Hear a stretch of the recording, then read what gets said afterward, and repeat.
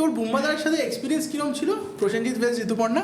Absolutely brilliant. মানে আমি বলবো যে আমি তার আগে তো বুম্বাদাকে ওই দূর থেকেই দেখেছি এবং আমরা সবাই বুম্বাদাকে দূর থেকেই দেখেছি ভাই, আমি কাছে যাওয়ার কিন্তু ব্যাপার নেই। কাছ থেকে দেখে আমি বুঝলাম যে কেন প্রসেনজিৎ চট্টোপাধ্যায়কে মানুষ ইন্ডাস্ট্রি বলে, কেন তাকে এই ইন্ডাস্ট্রির, বাংলা ফিল্ম ইন্ডাস্ট্রির অভিভাবক বলা হয়, কেন সেই তার কারণ হচ্ছে ইটস নট ইজি। হয়তো অনেকে বুম্বাদাকে জাজ করতে পারে because of the kind of films he did back in the 90s, but I absolutely love those films. মানে I love one of my favourite films, যেটা আমি তোকেও বলেছিলাম, আমি ওটার নাম ভুলে গেছিলাম, তাও তোকে ফোন, তুই আমাকে বলি না নীলু তো ওটা খেলাঘর। What a film ভাই, খেলাঘর, shout out man, oh my god. What is your take on Khadan and this Khadan fever which is going on now? I think I'm a Devda fan too. মানে এটা আমি অনেক জায়গায় বলেছি, আমি দেবদাকেও personally বলেছি যে আমি চ্যালেঞ্জ 3বার হলে টিকিট কেটে দেখেছি, 2বার ব্ল্যাকে টিকিট কেটে দেখেছি আমি সেই সময়। কান্তারার মতন গল্প এখানে হতে পারে absolutely. Say folklore and legend Purulia এবং বাঁকুড়াতে আছে, অ্যাবসলিউটলি। জঙ্গলের এরকম প্রচুর, ওখানকার মল্ল রাজাদের গল্প টল্প, অনেক এরকম গল্প আছে যেখান থেকে একটা খুব সুন্দর, যে আমি বলছি যে সেই মাটির গল্পটার জন্যই আমার মনে হয় Bahurupi. Shout out to Shibuda, awesome film Windows, Shibuda Nandita di, shout out. and losing is a part and parcel of life. কোনো ক্লাবই, রিয়েল মাদ্রিডও জেতে না সব সময়, ম্যানচেস্টার ইউনাইটেডও জেতে না, ইস্ট বেঙ্গলও জেতে না, কেউই সারা জীবন শুধু জিতে যেতে পারে না, অস্ট্রেলিয়াও সারা জীবন জেতে না। তো যখন আমার মনে হয় আমি সবসময় আন্ডারডগে বিশ্বাসী, তো আমি নিজেকেও আন্ডারডগ হিসেবেই দেখি সবসময়। তো আন্ডারডগ যখন জিতে যায়, যে একটা হেরে যাওয়া মানুষ যখন জিতে যায়, কালেকটিভলি আমরা সবাই জিতি, তখন কালেকটিভলি মানুষ জেতে যখন আন্ডারডগ। তাই জন্যই স্টেডিয়ামে হোক, সিনেমা হলে হোক, সিটি, হাততালি, পয়সা ছোড়া, চিৎকার, আন্ডারডগ জিতলে সব থেকে বেশি। Welcome to Hypecast guys. আজকে যে আমার গেস্ট, আমার ভাই এবং very close friend of mine, very amazing actor and amazing footballer. কোন মানে ফুটবলার হিসেবে ভালো না অ্যাক্টর হিসেবে ভালো আমি জানি না, দুটোই টান উত্তেজনা। আমার fellow East Bengal supporter, Arsenal supporter, Rishabh Basu. What's up brother, how you doing? একটা কথা জাস্ট বলে দিই, তুমি সব জায়গায় খুব ভদ্র ইন্টারভিউ দাও। আরজি করে যখন ছোটাছুটি হচ্ছিল তখনও তুমি খুব ভদ্র ইন্টারভিউ দিয়েছিলে। তো আজকে তুমি এইটুকু মনে রাখো যে জাস্ট আমরা হয়তো ইস্ট বেঙ্গল মোহনবাগান খেলা থেকে এসেছি আর মোহনবাগান আমাদের 5 গোল দিয়েছে, সেইভাবে আজকে ইন্টারভিউ করো, ঠিক আছে? বিরাট কোহলি মতন। হ্যাঁ সেটাই। মানে দেখো অ্যাকচুয়ালি কী হয় যে মানুষের আমার সম্পর্কে এক ধরনের পারসেপশন আছে, এক ধরনের ধারণা আছে, এবং আমি সত্যিই তাই। কিন্তু ভেতরে কোথাও সেটা তুমি হয়তো অনেক দিন ধরে চেনো বলে জানো যে আমি তো একদম নর্থ কলকাতার, একদম খাস নর্থ কলকাতার ছেলে এবং বেড়ে ওঠা ওইভাবেই। তো কেওড়াটাও কিন্তু আছে আমার ভেতরে আর কি। আমি এরকম প্রচুর ইস্টবেঙ্গল মোহনবাগান খেলা বেরিয়ে হাঁটতে ওই বাইপাসের মোড় দিয়ে এসেছি, মোহনবাগান সমর্থকরা ঢিল ছুটছে, কাঁচের বোতল ছুটছে, আমরাও পাল্টা ঢিল ছুটছি, তো এরকম করে আসা ছেলে। এবং এখন এই 2025-এ দাঁড়িয়ে চারিদিকে যা ঘটছে সেই সব দেখে আর মনে হচ্ছে যে ভদ্রতা এখন একটা উইকনেস হয়ে গেছে সবার কাছে। সবার মনে হয় যে আচ্ছা ও তো খুব ভদ্র, তাহলে ওকে প্রেশার করা যায়। বাট ভেতরে কিন্তু আমরা একটু উত্তর কলকাতার কেওড়াটা আছে, মানে ওটা থাকতে হবে, ওটা রক্তে আছে। আমরা উত্তর কলকাতা থেকে বেরোতে পারি, বাট উত্তর কলকাতা আমাদের মধ্যে থেকে কোনোদিন বেরোবে না।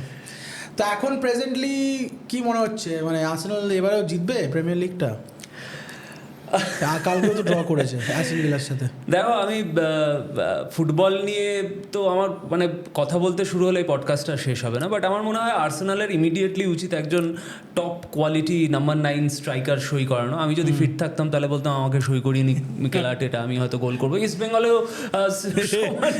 সমান অবস্থা আর কি, স্ট্রাইকাররা গোল করতে পারছে না। টিম ভালো খেলছে কিন্তু স্ট্রাইকার গোল করতে পারছে না, কনভার্ট হচ্ছে না। হ্যাঁ, বাট ফুটবলে তো আলটিমেটলি গোল, মানে তুমি যত ভালোই খেলো সারাক্ষণ সারাক্ষণ তুমি বল নিয়ে থাকো কিছুই করো, কিন্তু আলটিমেটলি তো ওই জালে বলটা তোমাকে ঢোকাতে হবে। তো লাইফের মতন মানে এন্ড রেজাল্টটা ইজ হোয়াট ইট ম্যাটার্স আর কি। ডেফিনেটলি যারা করছে তাদের কাছে প্রসেসটাই মেন, কিন্তু দর্শকের কাছে আমরা যখন অভিনয় করি, আমাদের যখন সিনেমা বেরোয়, সিরিজ বেরোয়, আলটিমেটলি আমাদের গোলটা হচ্ছে যে দর্শকের ভালো লাগবে এবং দর্শক সেটাকে হিট বানাবে। সেটা যতক্ষণ না হচ্ছে আমাদের ট্রাই করে যেতে হবে। তো ইস্ট বেঙ্গল আর্সেনালও সেই ট্রাই করে যাচ্ছে। আমি জানি না কি হবে এই বছর। আর্সেনাল আই পার্সোনালি ফিল যে এবারে একটু আগের বছরের থেকে একটু বেশি চান্স আছে।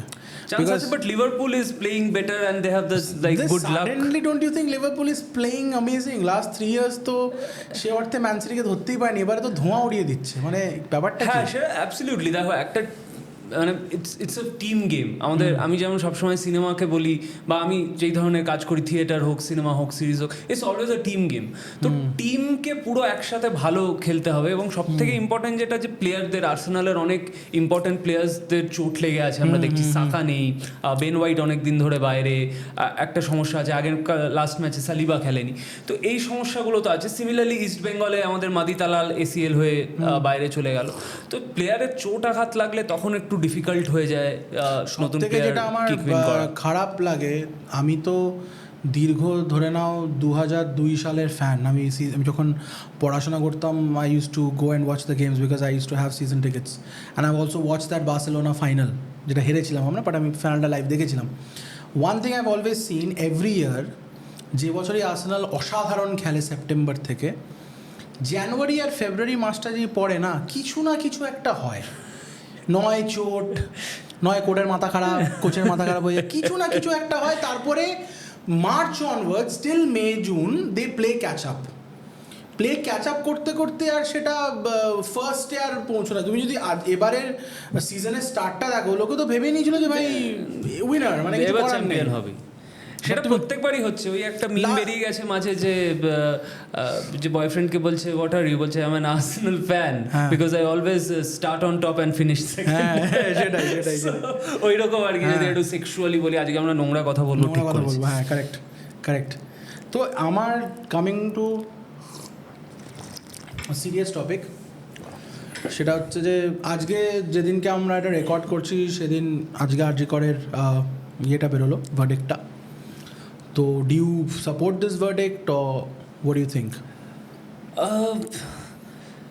দেখো, it's very difficult to say that I support this verdict or I don't support this verdict. I am not someone যার কথা মতন তো সিস্টেম চলবে। সিস্টেমের একটা প্রসেস আছে, একটা প্রসিডিওর আছে, একটা প্রোটোকল আছে, সেই অনুযায়ী চলছে। আমি জানি না সাধারণ মানুষ কি এতে খুশি হবে, কারণ এই কেসটা নিয়ে না একটা যেরকমভাবে মিডিয়া ট্রায়াল হয়েছে, অ্যাপার্ট ফ্রম লিগ্যাল ট্রায়াল, যে কোর্টের মতন কেস চলছে, কিন্তু তার সাথে সাথে মিডিয়া একটা ট্রায়াল হয়েছে। এবং আমরা দেখেছি দীর্ঘদিন পর বাংলায় একটা জন আন্দোলন হয়েছে, যেটা কোনো রাজনৈতিক, আপেক্ষিকভাবে কোনো রাজনৈতিক ব্যানার ছাড়া, কেউ কোনো পার্টির ঝান্ডা নিয়ে কোনো আন্দোলন করতে নামেনি। সাধারণ মানুষ, সেই সাধারণ মানুষের সাথে যেরকম সেলিব্রিটিরাও রাস্তায় নেমেছিলেন, অনেক আমাদের কলিগরা রাস্তায় নেমেছেন, এবং অনেক সাধারণ মানুষ, আমি বলছি আমার মাও এই একটা জনসমাবেশ যেটা আমাদের পাড়া থেকে হয়েছিল সেখানেও হেঁটেছেন। এই যে মানুষ একটা ঘটনার প্রতিবাদ এইভাবে করছে উইদাউট এনি ভায়োলেন্স, জাস্ট রাস্তায় হেঁটে, এটা কিন্তু একটা নজির গড়েছে।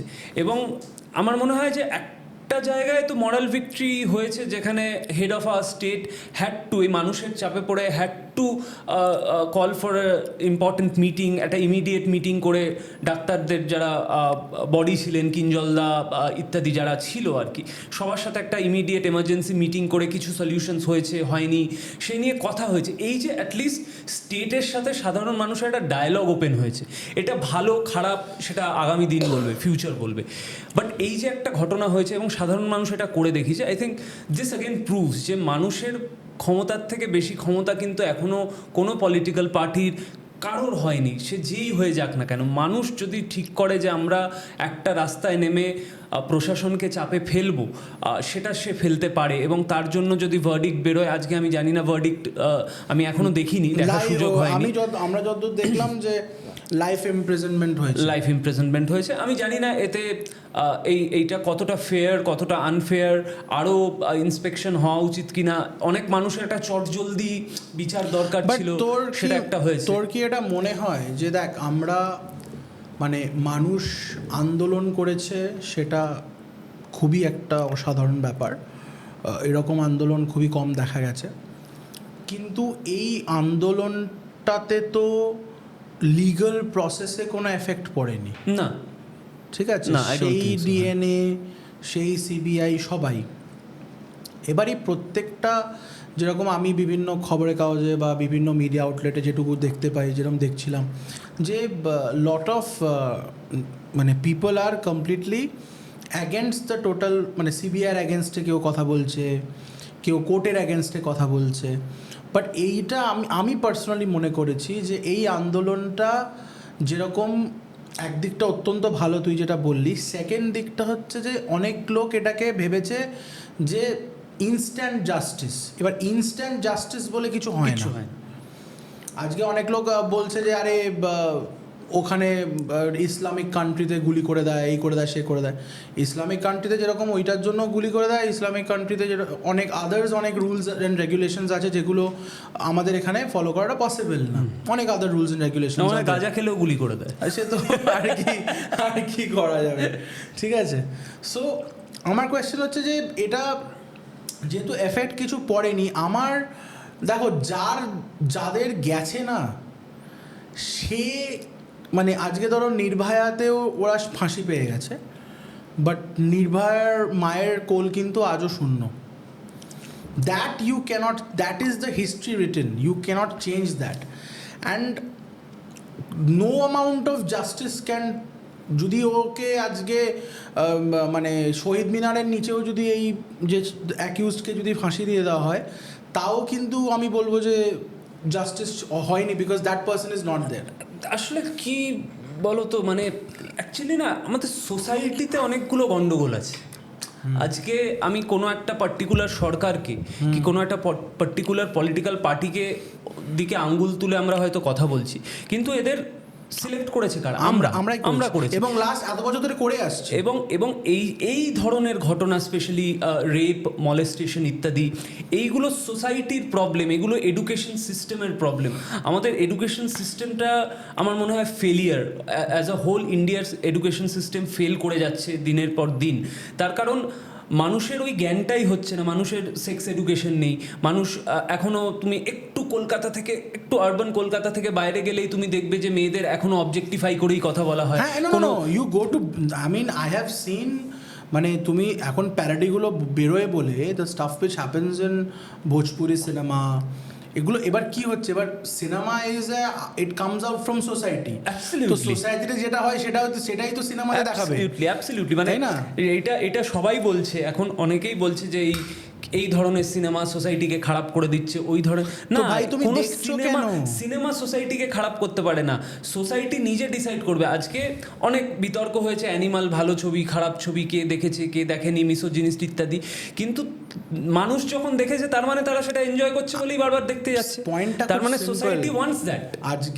আজকে যখন আমরা, তুইও অ্যানিমাল দেখেছিস, আমিও দেখেছি, ঠিক আছে? আমি অ্যানিমাল দেখেছি, দেখেনিস, আমি দেখেছি, আমার প্রডিউসার লাহা, সবাই আমরা দেখেছি অ্যানিমাল।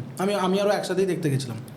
তো এবার পয়েন্ট হচ্ছে যে ভাই, আমি অ্যাজ আ সিনেমা দেখেছি, আমি 3 ঘন্টা 500 টাকা দিয়ে রিক্লাইনার সিট কেটেছি, রণবীর কাপুরকে অনেক দিন পরে বড় পর্দায় দেখবো, ঠিক আছে? ওই মানি স্কোয়ারের যেটা বড় হল আছে, ওখানে গিয়ে দেখেছি, আমার হেভি লেগেছে ভাই।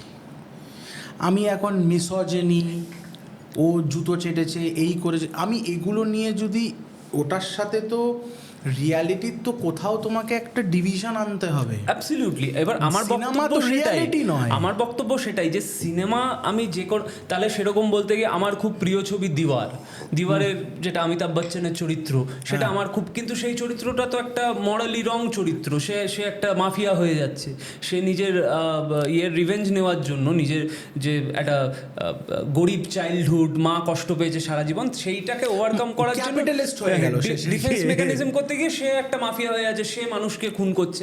এবার আমি বলছি সেই চরিত্রটা আমার প্রিয় হতে পারে, কিন্তু আমি কি রিয়েল লাইফে সেটা করব না, কারণ আমার যে এডুকেশন, আমার ফর্মাল এডুকেশন বা আমার বাড়ির এডুকেশন, সেটা আমাকে করতে বারণ করছে। কিন্তু এই এডুকেশনটা কজন পাচ্ছে আমাদের সমাজে? আমি বলছি খুব মেরে কেটে হলে 5 to 10%, তাও অনেক বেশি বলছিস। তাও অনেক বেশি হয়তো, যে 5 to 10% জানে যে আচ্ছা এটা সিনেমা, আমাকে এটা সিনেমা হিসাবেই ট্রিট করতে হবে।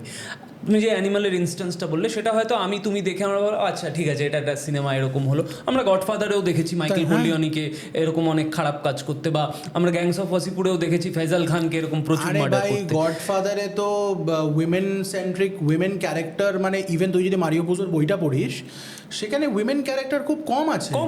এক্সেপ্ট ফর ওদের বোনকে খুব পাওয়ারফুল দেখানো হয়েছে ইন দ্য থার্ড মুভি, যেখানে she is giving advice to Michael. Other then that তো ওই মানে কি হিটিং, মানে এরকমও সিন আছে যেখানে সানিও নিজের বোনকে মারছে, আবার বোনের যে নতুন বর কার্লো সেও মারছে। অ্যাবসলিউটলি। এবার আমার মনে হয় ওই লেখাগুলো বা ওই ইয়েগুলো কিন্তু it's very sympathetic towards, it's a very different side, it's very sympathetic towards women. আর আমি বলছি আজকে যদি তুমি কোনো অ্যানিমাল টর্চারের উপর ছবি দেখো, তোমার কালকে থেকে মাংস খেতে ইচ্ছা করবে না। বং জনহুর একটা ছবি আছে ওকজা, তুমি যদি ওই ছবিটা দেখো তোমার কালকে থেকে মাংস খেতে ইচ্ছা করবে না। এবার ওই ছবিটা দেখে তো তোমার মধ্যে ভায়োলেন্স ইনস্টিল হচ্ছে না, কারণ তোমার ভেতরটা সজাগ হচ্ছে, তুমি সিম্প্যাথাইজ করছো, তুমি এমপ্যাথাইজ করছো ক্যারেক্টারটার সাথে। তো মেমোরিজ অফ মার্ডার দেখেও কি আমার ইচ্ছা করবে আমি কোনো মেয়েকে ধরে রেপ করে দেবো গিয়ে? এবার সেইটাই যে সিনেমাকে দোষ দেওয়া, এটা খুব ইজি ওয়ে আউট। আমরা বিগার পিকচারটা কোথাও গিয়ে হারিয়ে যাচ্ছে আমার মনে হচ্ছে। এটা সারা ভারতবর্ষ জুড়ে হচ্ছে, পশ্চিমবঙ্গেও হয়তো হচ্ছে, হয়তো না নিশ্চয়ই হচ্ছে, কারণ পশ্চিমবঙ্গ তো ভারতবর্ষের অংশ। যে সোসাইটির যে চেঞ্জটা, আমরা সোসাইটি ব্যাকওয়ার্ডস আমরা হাঁটছি অ্যাজ এ সোসাইটি, আমরা ফরওয়ার্ড কি কোনোদিন গেছিলাম? আমাদের আমার মনে হয় হয়তো আমার মনে হয় ফরওয়ার্ড আমরা তখনই গেছিলাম যখন আমাদের উপর ব্রিটিশ শাসন ছিল, কারণ ওইটা ওভারকাম করা যখন মূল লক্ষ্য ছিল, তখন সবাই মিলে যেই ফরওয়ার্ড থিঙ্কিং, তুমি দেখো ওই পিরিয়ডটা, মানে আমাদের স্বাধীনতা পাওয়ার 50 বছর আগের থেকে তুমি ইতিহাস দেখো, পলিটিক্যাল ইতিহাস দেখো, তুমি আর্ট অ্যান্ড কালচার দেখো, প্রতিটা দেশের অফ দ্য বেস্ট। সে তো প্রতিটা দেশেরই সেই সিচুয়েশন। আজকে যখন রেনেসন্স পিরিয়ড চলছিল, তখনকার ইটালি আর এখনকার ইটালি, সেটা শুধু আমাদের দেশে প্রযোজ্য নয়, সব জায়গায়। আজকে when the ইংলিশ ওই 17 যখন ভিক্টোরিয়ার রেইন চলছে, বা তারপরে যখন তার ছেলে চললো, তার আগে যখন এলিজাবেথ দ্য ফার্স্ট তার যখন চললো, নিউটন কোন সালে, তো সায়েন্টিফিক কমিউনিটি ওখানে। আমেরিকা যখন এবার আমেরিকার ক্ষেত্রে কি হয়েছে, ওরা যখন ইন্ডিপেন্ডেন্সটা পেলো from England, from they change the lot. তারপরে ওদের মেন চেঞ্জ এলো হচ্ছে সিভিল ওয়ারের পর। অ্যাবসলিউটলি, ঠিক আছে। আমার মনে হয় ওইটাই, মানে আমরা মানে কোথাও গিয়ে আমরা যত আমাদের ইজি হয়ে যাচ্ছে access to things. No what I found is that সবাই এখন everything, no, what I find in society today, everybody is in a hurry. Hurry towards what? I don't know, it's like a real culture. মানে এই যে reel culture আমরা বলি, যে আমরা এখন একটা বড় সিনেমা 3.5 ঘন্টা, আমার একটা ছবি বেরিয়েছিল ভটভটি বলে, তুমি জানো, তুমি দেখেছো তো ছবিটা, প্রায় 3.5 ঘন্টার ছবি। তো প্রথমে ওই দিনটা মনে আছে, তুই যেদিন আমার বাড়িতে এসে ভটভটির ট্রেলারটা আমাকে দেখিয়েছিস, তো আমি উড়ে গেছিলাম পুরো। লোকে এইটা শুনেই, ছবিটা না দেখেই বলছে বাবা 3.5 ঘন্টার ছবি কেন? কারণ মানুষের অ্যাটেনশন স্প্যান কমে গেছে। এবার তুমি যদি শোলে দেখো, শোলে ইজ অলমোস্ট 4 ঘন্টার ছবি। শোলের ফার্স্ট কাট ওয়াজ মোর দ্যান 5 আওয়ার্স। লাগান তুমি যদি দেখো, লাগান ইজ 3 hour 45 minutes ছবি। তো তখন তো মানুষ দেখেছি কই, তো এখন আমি বলছি এটা হিন্দি ছবি, শাহরুখ খানের ছবিও যদি বেরোয়, না জওয়ান তো 3 ঘন্টা প্রায় ছবি। না, তখন তো শাহরুখ খান ধরে আছে না। এবার আমি বলছি এই যে মানুষের একটা প্রিকনসিভড একটা হয়ে গেছে যে সব কিছু চটজলদি হবে, আমি খাবারটাও সুইগি করিয়ে নেব, আমি কস্ট অফ কনভিনিয়েন্স, হ্যাঁ আমি কন্ডমটাও সুইগি করিয়ে নেব, মানে তাই তো হচ্ছে। মানে আরে সেটাই তো হচ্ছে। আমি ওইও বুক করে নেব সেট করে একটা। হ্যাঁ এখন ওই যাবে না ভাই, ও এখন সার্টিফিকেট দেখাতে হবে তোমার বিয়ে হয়ে গেছে, এখন বিয়ে ছাড়া ওই তো ঢোকা যাবে না। ও আচ্ছা, তাহলে বোধহয় আমি আর করে এখন ওগো রুমে যেতে হবে আমাদের, ওগো রুমে যেতে হবে। ওগো রুমে। তো আমার সিম্পল কথা হচ্ছে ভাই, মানুষের এত তাড়াটা কিসের? মহাভারতে ক্লিয়ারলি জানি, যখন যুধিষ্ঠিরকে যক্ষ জিজ্ঞেস করেছে যে পৃথিবীর সব থেকে মানে অদ্ভুত জিনিসটা কি, অদ্ভুত জিনিস হচ্ছে মানুষকে পোড়াতে যাচ্ছে, বাট মানুষ এটা বিশ্বাস করতে রাজি নয় যে আজ বাদে কাল ও সেই জায়গাতে যাবে। মানুষের তাড়া, এবং সব থেকে যেটা প্রবলেম হয়ে গেছে সেটা হচ্ছে ডিজায়ার এখন মানে হ্যাজ ক্রসড অল লিমিটস। একটা মানুষের যার 30,000 টাকা বেতন, সে 80,000 টাকার আইফোন ব্যবহার করছে, সেই 30,000 টাকার 10% মানে 3,000 টাকা সে দিচ্ছে হচ্ছে EMI. Because in today's date ইন্ডিয়াতে যদি 1 লক্ষ আইফোন বিক্রি হয়, 95,000 iPhone is on EMI, that also 90% EMI. 5% iPhone লোকে ক্যাশে কিনছে, বুঝতে পারছিস? বাকি ওই যে ডিজায়ার চাহিদা, ওইটাই তো মানে সব থেকে বড় আমার মনে হয় ভাইস আর কি। যে এবং এখন সোশ্যাল মিডিয়ার জন্য আমার মনে হয়, ইনস্টাগ্রাম ইত্যাদির জন্য আমাদের মনে হয় ও আচ্ছা ও আইফোন ব্যবহার করছে, আমি এখনো অবধি আইফোন ব্যবহার করি না, মানে আমার কখনোই আর্জটাই হয়নি। তো আমাকে অনেকে বলে হ্যাঁ তুই এতদিন ধরে কাজ করছিস, সেটা আইফোন ব্যবহার করছিস, আরে আমি তো চাইলে 10টা আইফোন কিনে নিই। আমার ব্যাপারটা অন্য, আমি তো 10টা 15টা আইফোন না, ডিজায়ার একটা পয়েন্ট অফ টাইমে আমারও ছিল, এবং আমি সেটার শীর্ষে উঠে দেখে এসেছি যে বিশ্বাস কর ভাই ওগুলো কিচ্ছু না। ওগুলো আজকের ডেটে অ্যাবসলিউটলি জিরো ভ্যালু। আমি যখন আজকে ধর তোর সাথে ম্যারিটে দেখা করতে গেলাম, ঠিক আছে, তুই ম্যারিটে আছিস, আমি ম্যারিটে দেখা করতে গেলাম, তুই কি বুঝতে পারবি আমি কোন গাড়িতে এসেছি, না অটোতে এসেছি, না বাইকে এসেছি, না হেঁটে এসেছি? বুঝতে পারবি না। তুইও ম্যারিটে বসে আছিস, আমিও বসে আছি। তো এই যে সেন্স অফ ফিলিংটা, যে ধর তুই আজকে একটা 50-60 লাখ টাকা দিয়ে একটা গাড়ি কিনলি, ব্যাংকের সাথে মারামারি করে গাড়ি ফাড়ি কিনলি, সব কিছু করলি, প্রথম 15 দিন খুব ভালো লাগবে। তোর বন্ধু, তোর এখন গার্লফ্রেন্ড হয়েছে, খুব ভালো, কনগ্রাটস।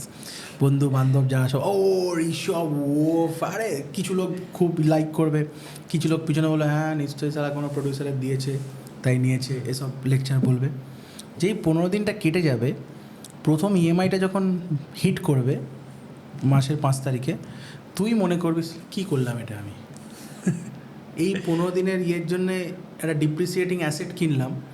আমি বলছি না কেনাটা ভুল, প্লিজ মানে sponsor some car company, not saying is wrong, ঠিক আছে, but this is what it is. আজকে যে কটা ইনফ্লুয়েন্সারগুলোকে তুই দেখছিস, ওরা দামি দামি গাড়ি কিনছে, ঠিক আছে, দামি দামি গাড়ি কোথা থেকে আসছে? Batting apps, simple, batting apps টাকা দিচ্ছে, তুলে নিয়ে চলে আসছে। তুই জানিসও না সেই ইনফ্লুয়েন্সারের বাইরে ব্যাংকের লোক দাঁড়িয়ে আছে নাকি, জানিস? কেউ জানে না সত্যি। আমরা দেখছি কি অ্যাকচুয়ালি প্রবলেমটা হয়ে গেছে আজকের ডেটে, মানুষ, আমাদের সবার আজকে দুটো করে অ্যাকাউন্ট, একটা ইনস্টাগ্রাম অ্যাকাউন্ট, একটা ব্যাংক অ্যাকাউন্ট। লোকে ভাবছে ইনস্টাগ্রাম অ্যাকাউন্টটা যেটা সেটাই ব্যাংক অ্যাকাউন্ট, এটা ভুল। এটা ট্রু, এটা খুব দামি কথা। যারা এই পডকাস্টটা শুনছে, আমার মনে হয় এইটা একটা ভীষণ দামি কথা, যে ইনস্টাগ্রাম অ্যাকাউন্ট আর ব্যাংক অ্যাকাউন্ট কিন্তু সেম নয়, এবং এটা সেম ভেবে নিলে নিজের তো সমস্যা হবে, এবং নিজের আশেপাশের লোকদেরও, এবার মানুষদেরও খুবই সমস্যা হয়ে যাবে। একটা ওই সমস্যাটা সলভ করে তুমি একটা জায়গায় পৌঁছলে, একটা গাড়ি কিনেও নিলে, তুমি সেটা মেনটেন করতে পারছো না। তোমার বাড়িতে গাড়ি দাঁড়িয়ে আছে, তুমি আসছো র্যাপিডোতে, তো কী লাভ হলো? গাড়ি ইজ আ ইউটিলিটি, এটা মানুষ ভুলে যায়। গাড়ি, credit card, utility. Credit card কেন রাখতে হয়? Is like a generator, current চলে গেল, ইউজ করে নিলাম। লোকে মিনিমাম পেমেন্টের ঝামেলায় ফেসে যাচ্ছে, ইন্টারেস্টের ওপর ইন্টারেস্ট। এখন আমি তো মনে করবো এখন ওয়ান অফ দ্য বেস্ট চাকরি হচ্ছে ক্রেডিট কার্ড ডিউ কালেকশন।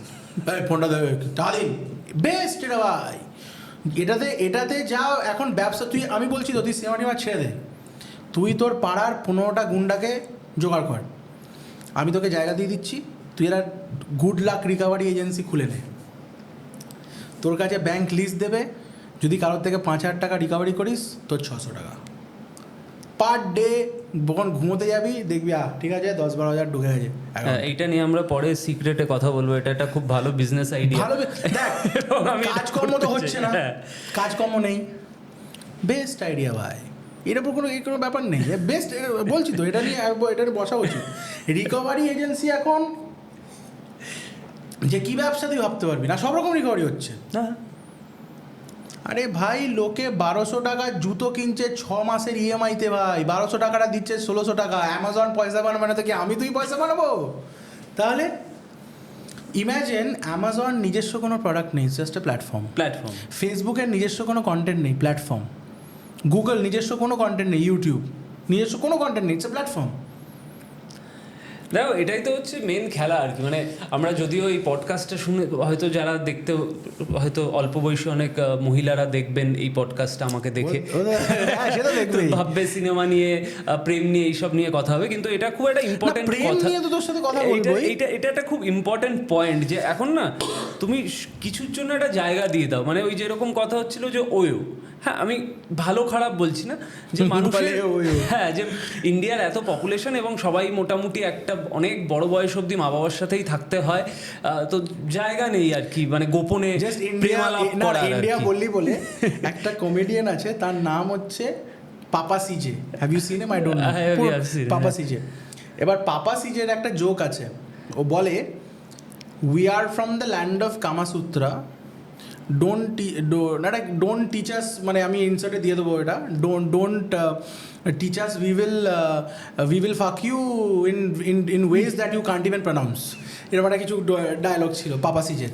তো আমি সেটাই তোকে বলছি, ভারতবর্ষে এমনই একটা বৃহৎ দেশ যেখানে এখনও 65-70% জায়গায় মেয়েরা ঘোমটা দিয়ে থাকে, মেয়েদেরকে বাড়ি থেকে বেরোনোর অ্যালাউড নেই, তাও আমরা 145 কোটি। ওই তুমি প্ল্যাটফর্ম দিয়ে দাও একটা। আগে হতো ওই ছোড়াছড়ি গন্নে কে ক্ষেত মে, এখন ওই হচ্ছে না, বাট ওই এখন বার করে ম্যারেজ সার্টিফিকেট, ওর যে মালিক ও বুঝে গেছে তো 200 কোটি পপুলেশন হয়ে যাবে, বন্ধ করা উচিত এবার, ও বুঝে গেছে। কুম্ভ মেলা তো চলছে এখন, দেখছি কুম্ভ মেলা চলছে, হ্যাঁ আমি তো দেখছি। আমার কিছু বন্ধু অলরেডি ভিজিট করেছে, আমার আরও কিছু বন্ধু যাচ্ছে, এবং আমরা এখন শ্যুট করছি। আমি কয়েকদিন পর নিজে বেনারস যাচ্ছি। তো হয়তো আমার ইচ্ছে আছে যে আমার তো দেখ, আমি তো 1 বছর কোথাও যেতে পারবো না, আমার তো যতক্ষণ না বাবার বাৎসরিকটা হচ্ছে, বাট আমার বাবা প্রত্যেক বছর যেতেন, তো মানে প্রত্যেক বছর যখনই কুম্ভ হতো বাবা যেত, তো আমার ইচ্ছা ছিল বাট যাওয়ার, I can't go, but yeah this time apparently it's amazing. and I want to say this in this podcast, আমি কোথাও বলিনি, এই last year I have been through a lot personally. সেই জায়গা থেকে আমার একটা স্পিরিচুয়াল অ্যাওয়েকনিং হয়েছে। It has nothing to do with religion, এর সাথে ধর্মের কোনো সম্পর্ক নেই অ্যাজ সাচ, কিন্তু খুব অদ্ভুতভাবে, মানে আমি লাস্ট ইয়ার 3টে কাজে গেছিলাম, 3টে বিভিন্ন জায়গায়, এবং সতীর 3টে পীঠ আমার দর্শন হয়ে গেছে।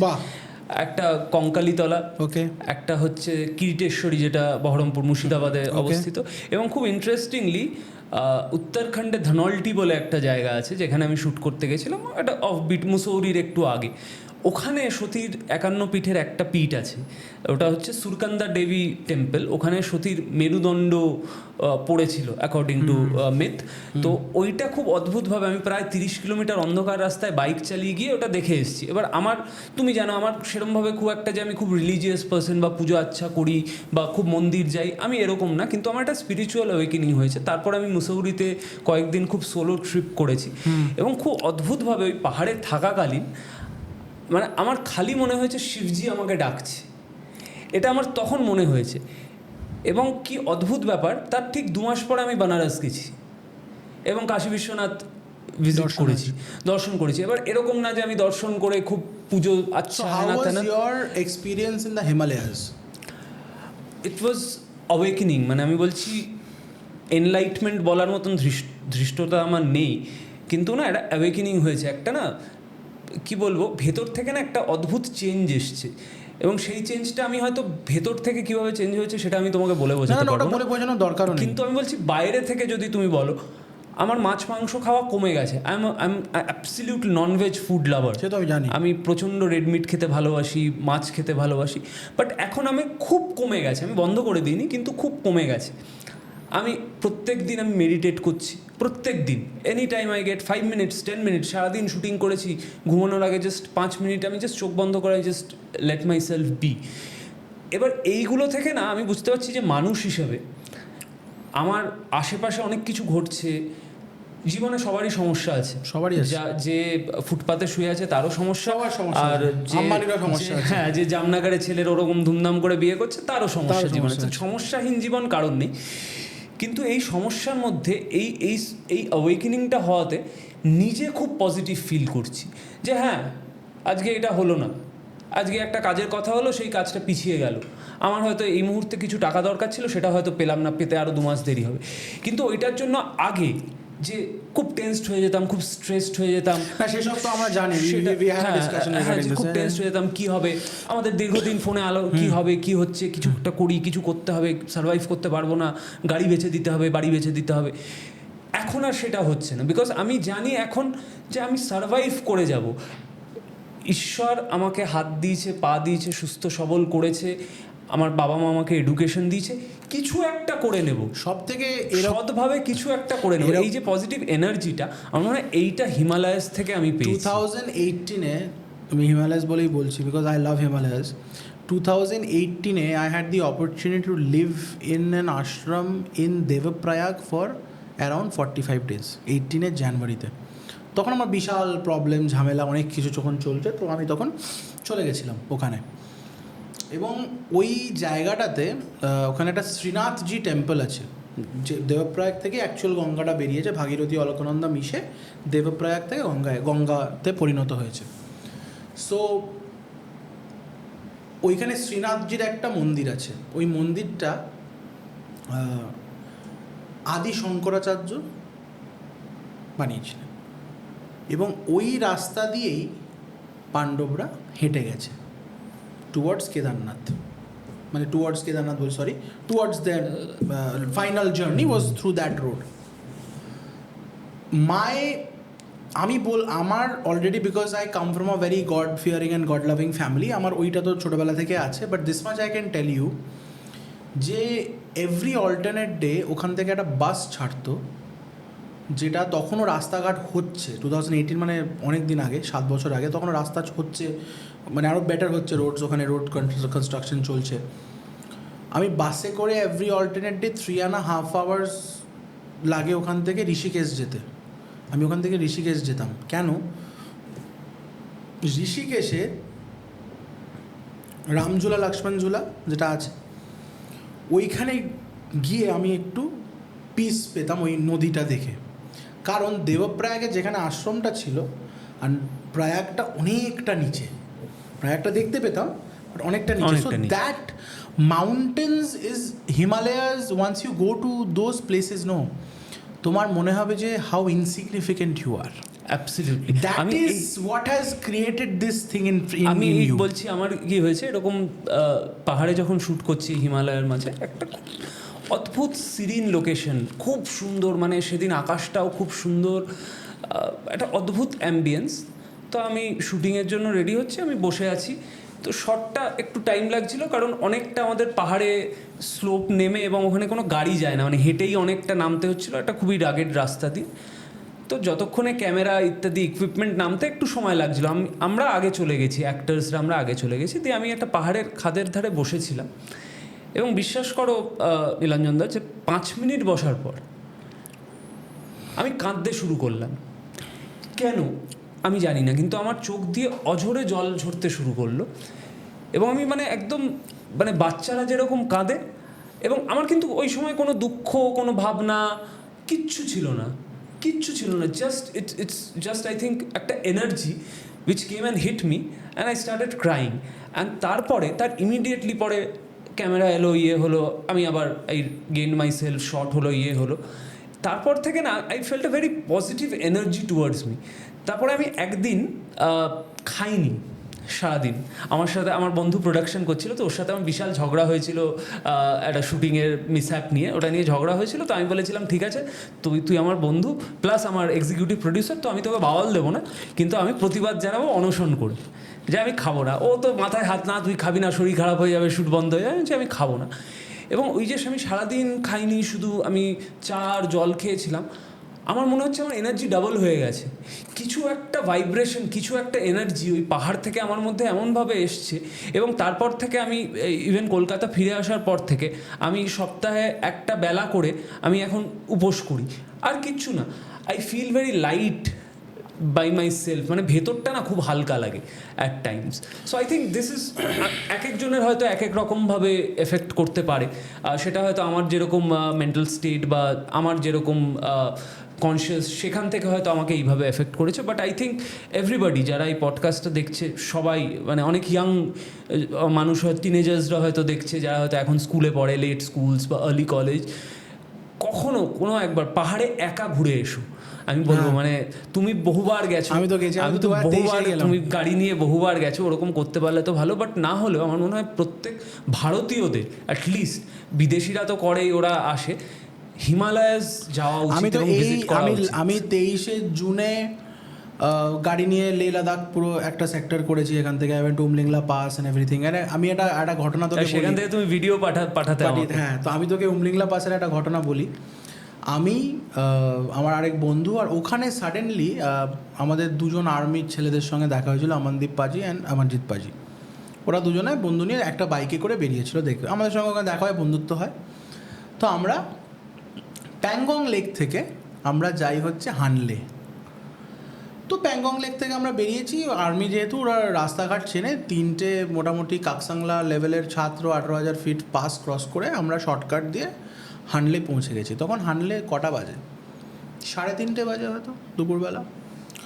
তো হোমস্টেতে ঢুকে গেছি, তেল ফেল ভরে নিয়েছি। তো আমাকে হঠাৎ করে অমনদীপ পাজি ঘরে এসে বললো, পাজি, শাউট আউট অমনদীপ পাজি, শেহনশাহ রাইডার।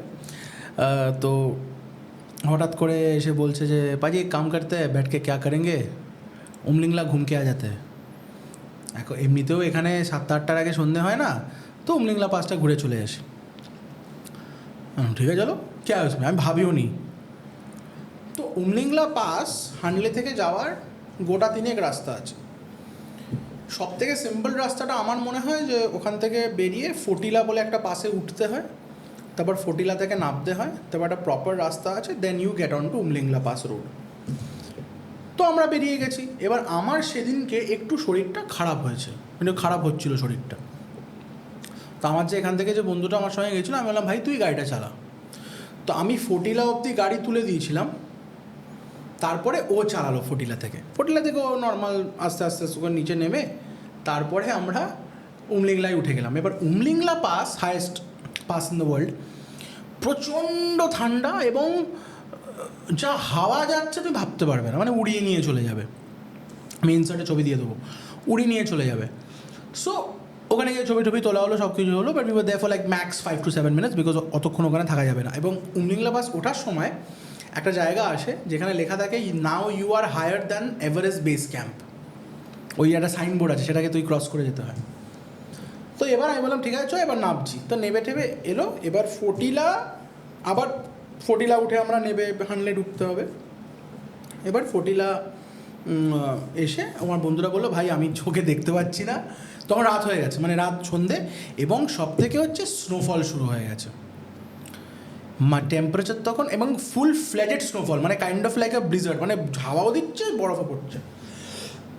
তো তারপরে কি হলো, ও আমাকে বললো যে ভাই তুই চালা।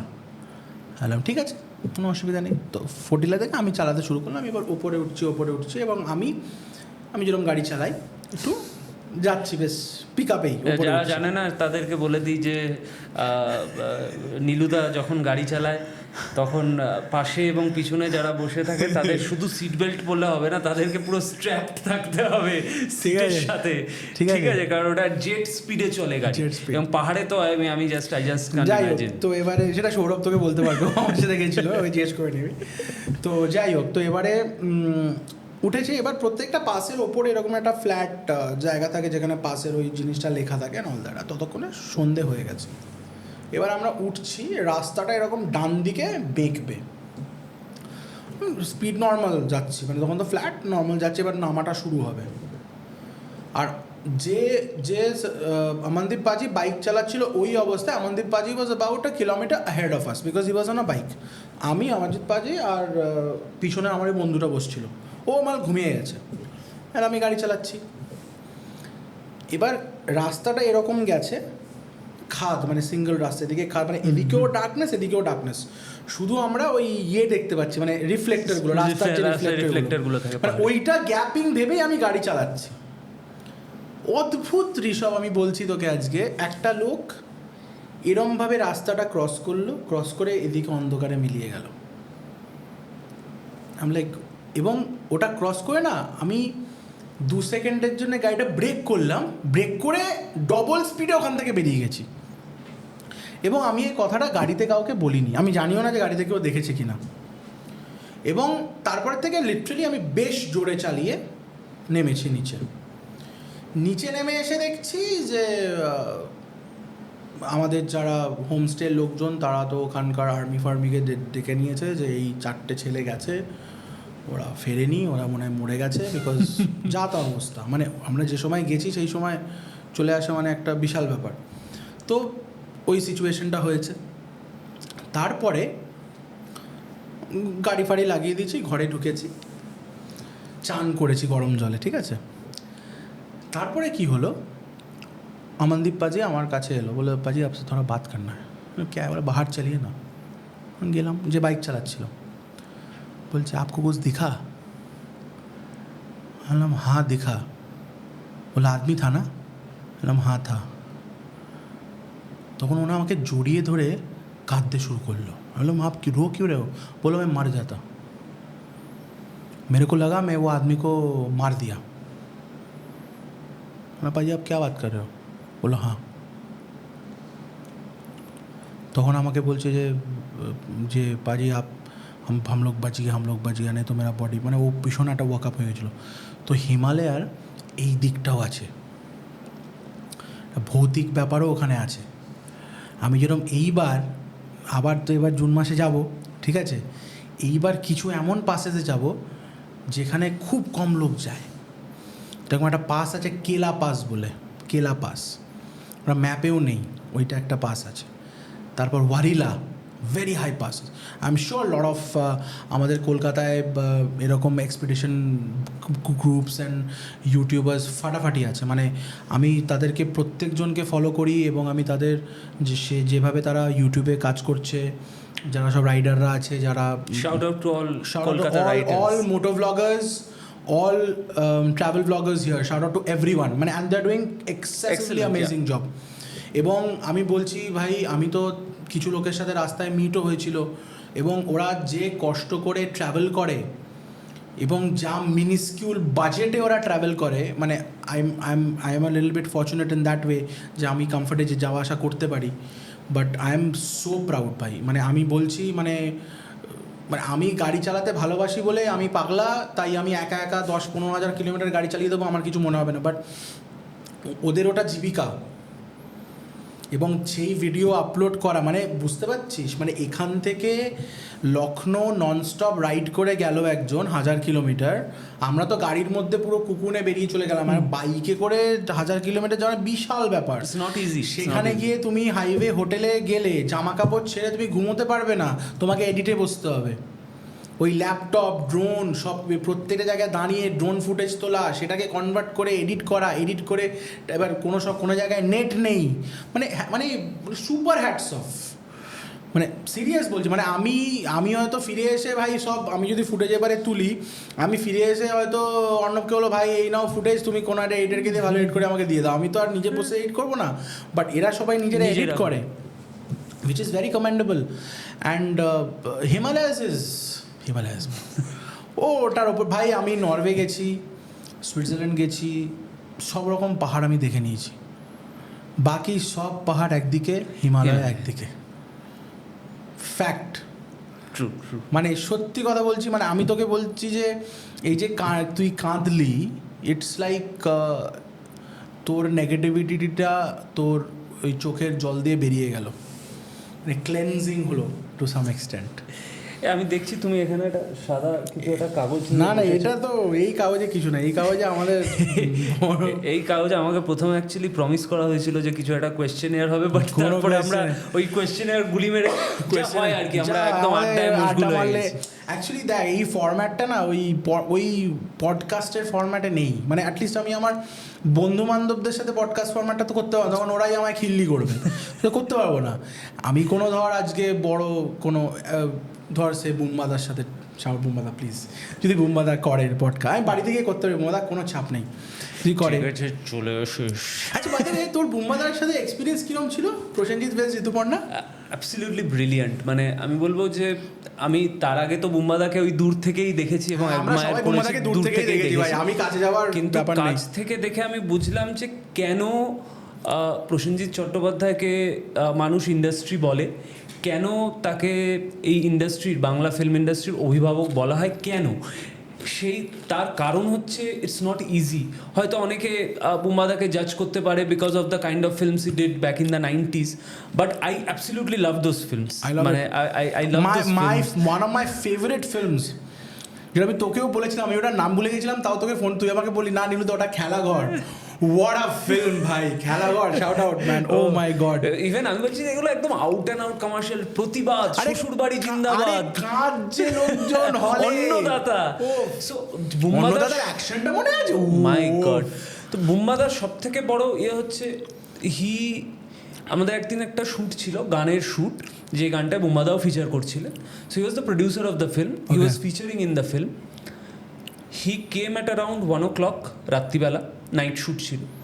সকাল 7টা অবধি বুম্বাদা শ্যুট করলেন এবং তারপরে 9টার সময় he took a flight to Mumbai because he was shooting for Jubilees that same day. And at this age তুমি যদি বুম্বাদাকে সামনে থেকে দেখো, you know discipline is such a big মানে থিং অ্যাবাউট। যখন বুম্বাদা হেঁটে আসে না, মনে হচ্ছে 40 কিলো লাইট হেঁটে আসছে। অ্যাবসলিউটলি, মানে ওই যে অরাটা, আমি শাহরুখ খানকে কখনো সামনে থেকে দেখিনি, কিন্তু আমি বুম্বাদাকে দেখেছি, ওই যে অরাটা।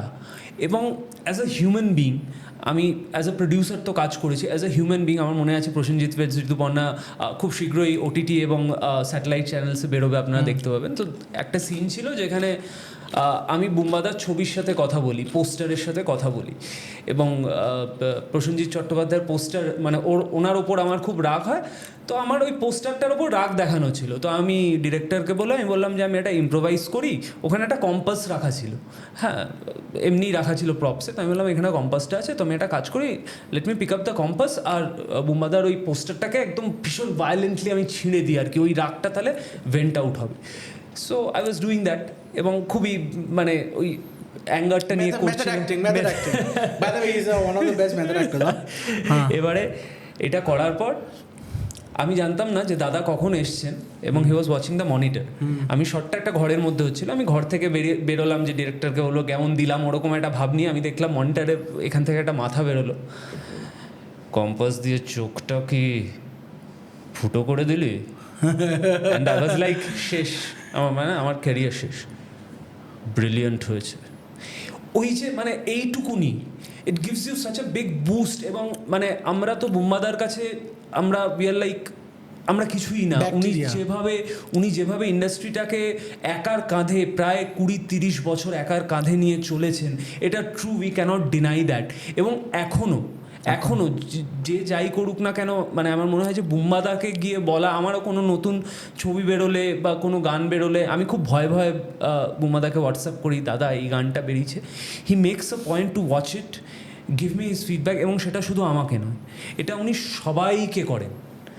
এত ব্যস্ত একটা মানুষ, এবং এই যে ছোটদের যে কাজ বেরোচ্ছে সেটা দেখা, সেটা নজর রাখা, তাদেরকে নোটিস করা, তাদের কোনটা ঠিক কোনটা ভুল হচ্ছে বলা, কি করে তারা বেটার হবে, এটা কেউ করে না।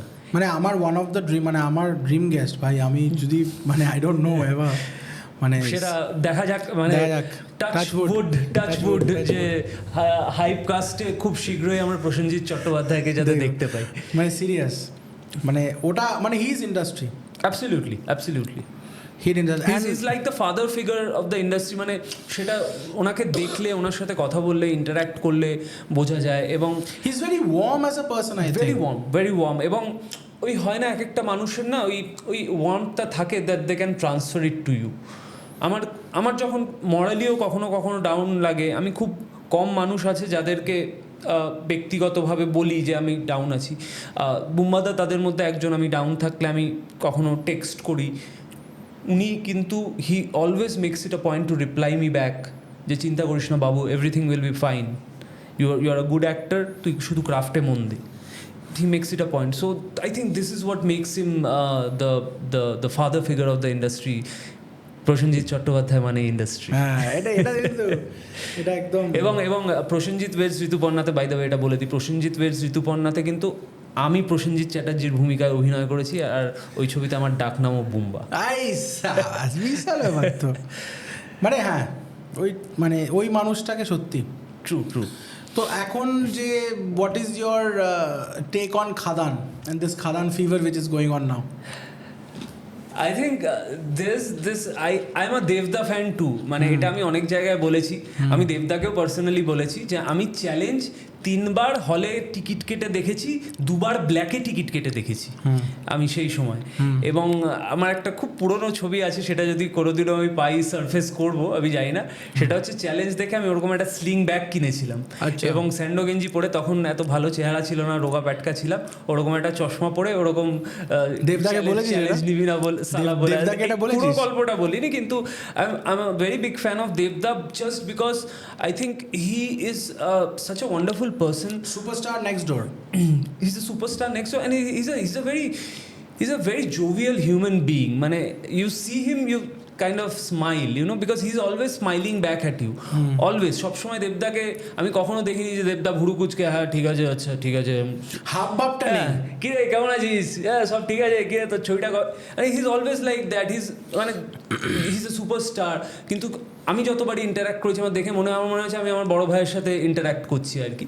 So I think Khadaan is a good statement. এবং আই থিঙ্ক ইটস অ্যাগেন ওই কথাটা বলা যে বাংলায় কমার্শিয়াল ছবি প্রয়োজন, কারণ বাংলায় লাস্ট কয়েক বছর ধরে ছবি শুধু শহরের মানুষদের জন্য হয়ে যায়। না, এখানে তো যেটা প্রবলেম হয়ে গেছে, যেটা মানে এটা আমি এখন বললে এটা প্রচণ্ড আমি ট্রোল হব, যে এখানকার ছবিগুলো ভালো খারাপ আমি বলার কেউ নয়, because I am not a film critic, but আমার মনে হয় যে এখানে যে মার্কেটটা আছে, ওভারঅল বেঙ্গল যদি দেখি মার্কেটটা যেটা আছে, সেই মার্কেটটার একটা 70-75% লোককে আমার ব্যক্তিগতভাবে মনে হয় যে ছবিগুলো বেরিয়েছে একটু নেগলেক্ট করা হয়েছে।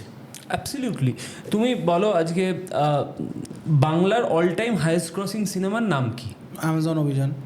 না, তাহলে সেটা হয়তো টাকার নিরিখে চিরদিনই তুমি আমার না, সব থেকে হাইয়েস্ট গ্রসিং। মানে তুমি যদি আজকের টাকার ভ্যালুতে ইভ্যালুয়েট করো, ইনফ্লেশনটা অ্যাডজাস্ট করে বলো, তুমি গুগলে চেক করে নিতে পারো, বেদের মে জ্যোৎস্না, সেটা যদি আজকে রিলিজ করতো, ওই সময় যত টাকা কামিয়েছে আজকের দিনে ইটস ইকুইভ্যালেন্ট টু 120 কোটি টাকা, 120 কোটি ইন্ডিয়ান রুপিস। সেই সময় 91 কি 92-তে বেরিয়েছিল। আউট অ্যান্ড আউট গ্রামের গল্প, আউট অ্যান্ড আউট কমার্শিয়াল ছবি। কী করে হলো? তার আগে ছিল গুপি গাইন বাঘা বাইন। আবার দেখো গ্রামের গল্প, মাটির গল্প। তো কেন আজকে এটা অনেক তর্ক বিতর্ক যারা যারা সিনেমা নিয়ে অনেক বেশি কথা বলেন, যারা ফিল্ম অ্যানালিস্ট, ফিল্ম ক্রিটিক, তারা বেটার বলতে পারবেন, কিন্তু as a part of the film society, as a part of the film community, cinema community, আমার সবসময় মনে হয় বাংলা সিনেমাতে বাংলার মাটির গল্প আর মাটির দেখা যায় না। গন্ধ নেই। কেন আজকে পুষ্পা এত major hit? Pushpa commercial angle, ওই রকম ছবি পুষ্পা তো আমি ছেড়ে অমিতাভ দিলাম, বচ্চন 70s-এ করেছে, কিন্তু কেন পুষ্পা আজকের দিনে হিট হচ্ছে? Relevant. কারণ রেলিভেন্ট, এবং ও কিন্তু অন্ধ্রপ্রদেশ তেলেঙ্গানার মানুষের গল্প বলছে ভাই, এবং যেটা সত্যজিৎ রায় বলেছিলেন, আমরা তো সিনেমার আলোচনা সত্যজিৎ রায়কে ছাড়া করতেই পারি না। সত্যজিৎ রায় বলেছিলেন যে সব থেকে লোকাল, সব থেকে মাটির কাছাকাছি যে সিনেমা, সেই সিনেমাই কিন্তু সব থেকে ইন্টারন্যাশনাল, যেটা উনি করে দেখিয়েছেন। আমার পার্সোনালি মনে হয় যে কান্তারার মতন গল্প এখানে হতে পারে। Absolutely. Say folklore and legend Purulia এবং বাঁকুড়াতে আছে। অ্যাবসলিউটলি। জঙ্গলের এরকম প্রচুর, ওখানকার মল্ল রাজাদের গল্প টল্প, অনেক এরকম গল্প আছে যেখান থেকে একটা খুব সুন্দর, যে আমি বলছি যে সেই মাটির গল্পটার জন্যই আমার মনে হয় Bahurupi, shout out to Shibuda, awesome film Windows, Shibuda Nandita di, shout out, because of it's a মাটির গল্প, that is why people connected. তুমি দেখো এখনো বহুরূপী চলছে, এখনো বহুরূপী চলবে। কেন? কারণ ওই সেম মাটির গল্প বলছে, আমার বাংলার একটা চরিত্রের গল্প বলছে, বাংলার একটা মানুষের গল্প বলছে। কিন্তু লাস্ট 10-15 বছর ধরে যেই সিনেমাগুলো হচ্ছে, মোস্টলি, আমি সব সিনেমা বলবো না, মোস্টলি যেই সিনেমাগুলোকে মার্কেট করা হচ্ছে বিগ সিনেমা বলে, সেগুলো কিন্তু সবই ওই সাউথ কলকাতার চার দেওয়ালের মধ্যে একটা ঘটনার মধ্যে আবদ্ধ হয়ে যায়। ওটা তো সব থেকে হচ্ছে আজকে আমি পার্সোনালি যেটা মনে করি, যেটা খাদানে যে ওয়ান অফ দ্য ভিলেন্সের রোল করেছে, সেটা দারুণ ইন্টারভিউতে একটা কথা বলেছে, আমার মানে রিয়েলি রেজোনেটেড উইথ মি, যে দাদা একটা জিনিস বুঝে নিন, 300 টাকা খরচা করে কেউ এটা দেখতে যাবে না যে বাজারের ফদ্দলিকে আমি বাজার করতে যাচ্ছি, যাবে না। সে 300 টাকা খরচা করে 3 ঘন্টা সে তার দৈনন্দিন জীবন থেকে ডিসকানেক্ট খুঁজতে যাচ্ছে। পুষ্পায় কোনো গল্প নেই, পুষ্পায় শুধু আল্লু অর্জুন লোককে মারছে, একবার পাটা, ডান পা, বাঁ পা এইসব করছে, ওই আর কি কেলাচ্ছে, ঠিক আছে, ফাটিয়ে দিচ্ছে গেলিয়ে, সেটা লোক সিটি মারছে। আর আল্লু অর্জুনের এন্ট্রি উল্টো টাঙানো আছে ওকে, ওটা entry scene. Same with KGF, same with Salaar, same with any of this high flying films. এইটাই তো সিনেমার মজা না, এটাই তো সিনেমার ম্যাজিক। এই যে আমাদের দৈনন্দিন জীবনে অনেক কষ্ট, আজ বাদে কাল কি খাবো, গাড়ির ইএমআই কী করে দেবো, আইফোনের ইএমআই, এই যে এতগুলো সমস্যা। আমি বলছি না যে সিরিয়াস সিনেমা, অবভিয়াসলি সিরিয়াস সিনেমাও প্রয়োজন, আর্ট হাউস সিনেমা দরকার, সব রকমের সিনেমা হোক, এই ধরনের সাউথ কলকাতা বেস্ট সিনেমাও হোক, আমার তাতে কোনো আপত্তি নেই। সাউথ কলকাতা বেস্ট সিনেমা ভালো, আমি বলছি না, হ্যাঁ দারুণ, কিন্তু কোথাও মানুষের কাছে যাচ্ছে না। এই একটা লোক ভাবছে যে আরে আজকে আমার এই বছর ফসল ভালো হলো না, হ্যাঁ, তার তো জীবনে কষ্ট। এবার সে যদি 50 টাকা দিয়ে হলে গিয়ে দেখে যে আমি যেই লোকটাকে হিরো ভাবছি, যে আমার সিনেমার হিরো, সে 50 জন দুষ্টু লোককে মারছে। এমএলএ ফাটাকেষ্ট এই কারণেই হিট হয়েছিল, absolutely, because good was triumphing over evil. এবার simple concept, good triumphs over evil, সারা পৃথিবীর সব সিনেমায়, সব ল্যাঙ্গুয়েজ। আজকে তুই যদি গানও দেখিস, ওই টোটাল গান জবের থেকে গান শুরু হয়েছে, সারেগামা পাতানিসা সানিধাবা মাগারেসা, এতেই চলছে, এর বাইরে কিছু নেই। আর আমার মনে হয় যে সিনেমার আমাদের actually there is a big market. If তুমি যদি প্রবাসী বাঙালিদের ধরো, আউটসাইড ইন্ডিয়া ধরো, বাট কি জানো তো, এখানে আমি মানে যেহেতু দেখো এরকম না যে আমাদের ইন্ডাস্ট্রির লোকেদের কাছে টাকা নেই, টাকা প্রচুর, কিন্তু টাকা এবং আমি বলছি ট্যালেন্টও আছে এইখানে। যেই বাজেটে, যেই সিচুয়েশনে, যেই ইনফ্রাস্ট্রাকচারে আর্টিস্টরা কাজ করে, আমি বলছি তুমি আজকে বলিউড থেকে টপ লেভেল লোকজনকে এনে দাও, তারা কাজ করতে পারবে না, তারা বলবে ইয়ে নেই মিলেগা তো ক্যাসে কাম করেঙ্গে। এখানের লোকেরা কিন্তু বলে না, হাসি মুখে সেই প্রতিবন্ধকতাকে অতিক্রম করে কাজ করে যাচ্ছে দিনের পর দিন। ফ্লিপ সাইড দিয়ে দেবো, তাই জন্যে আমার যে ইনফ্রাস্ট্রাকচারগুলো এখানে নেই সেই ইনফ্রাস্ট্রাকচারগুলো কিন্তু থাকার দরকার।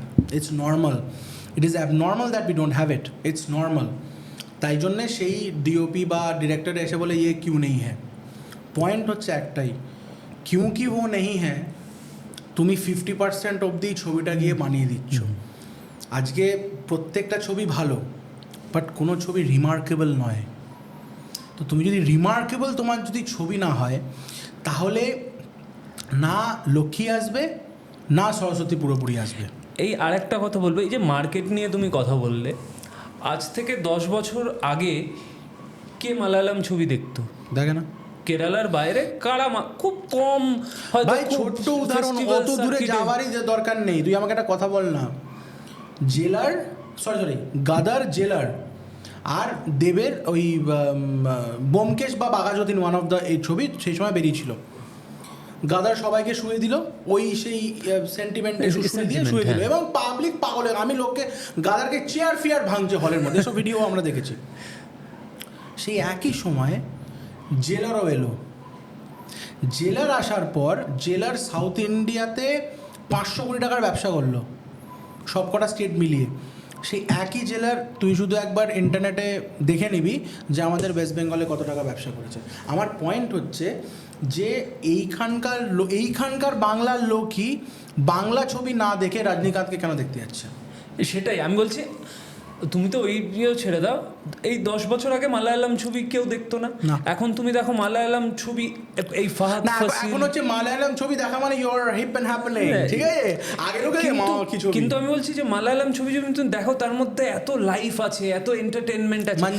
মঞ্জুমেল boys, my god, rifle club, what a film, Ranga ক্যারেক্টারটা ভাই, ওর তো আলাদা একটা সিনেমা হচ্ছে যে রাঙ্গা কিভাবে হলো। মাই গড, তুমি ভাবো out and out commercial entertaining, কিন্তু কি ভালো মেকিং। ছেলেগুলো ভাব সবার সাথে কানেক্ট করছে। দেরি হয়ে যাচ্ছে, এর সঙ্গে সব জায়গায় ফেসে গেলাম, কিসের জন্য যাচ্ছি, আর ও ইমোশনাল। অত দূরেও যেতে হয় না। আমার বাড়িতে আমি যখন মানে বাবা মার সাথে যে উইকেন্ডসগুলো থাকি, আমার বাবা সারাদিন ডিউটি করে, সারাদিন কাজ করে, তো রাত্রিবেলা বাড়ি এসে আমার বাবা ইউটিউবে সিনেমা দেখে। ইউটিউবে গোল্ড মাইন্সের সিনেমা, আয়দার রবি তেজা, নয়তো রামচরণ, নয়তো পবন কল্যাণ, নয়তো নাগার্জুন। নাগার্জুন তো আমার বাবার ফেভারিট, ডন নাম্বার 1, আর হচ্ছে মেরি জাঙ্গজি, মাস। ও বাবা, আমার বাবা যে না হিন্দি ভালো করে বলতে পারেন, না বাংলা ইংলিশ ভালো করে বলতে পারেন, পুরোটাই বাংলা।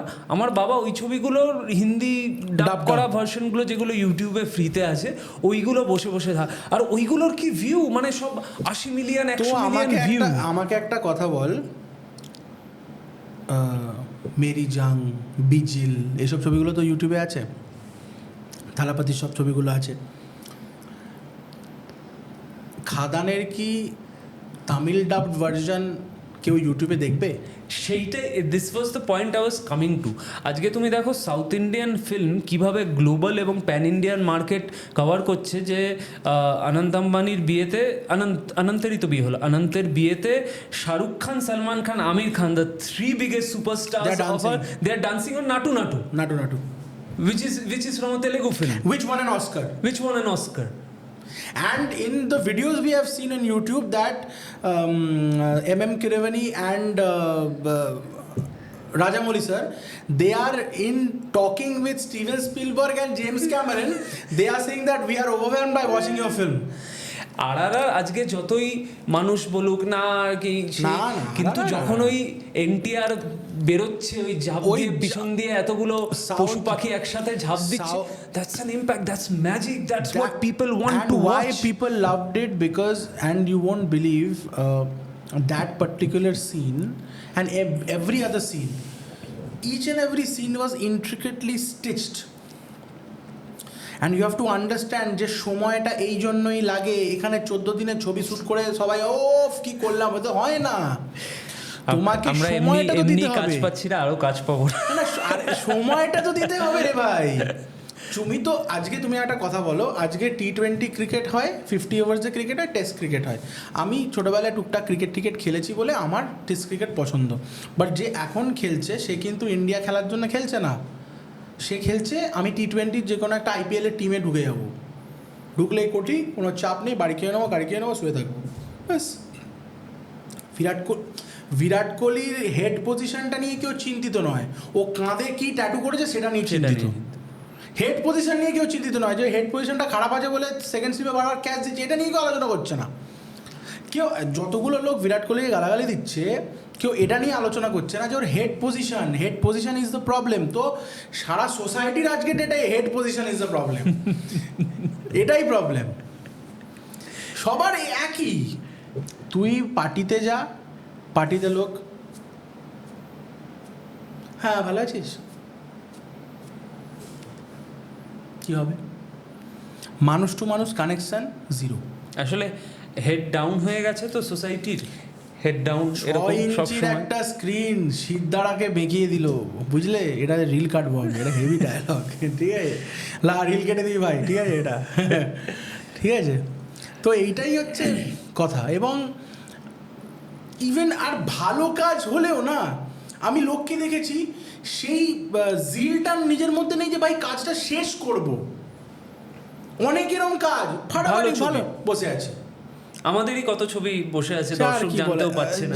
বাদ দেওয়ার ওইসবে না গেলে এখন পডকাস্ট বেড়ে যাবে, হার্ড ডিস্ক শেষ হয়ে যাবে। তার থেকে আমরা একটু ড্রাই ফ্রুটস খাই। ড্রাই ফ্রুটস খাও, খুব সুন্দর, ঠিক আছে?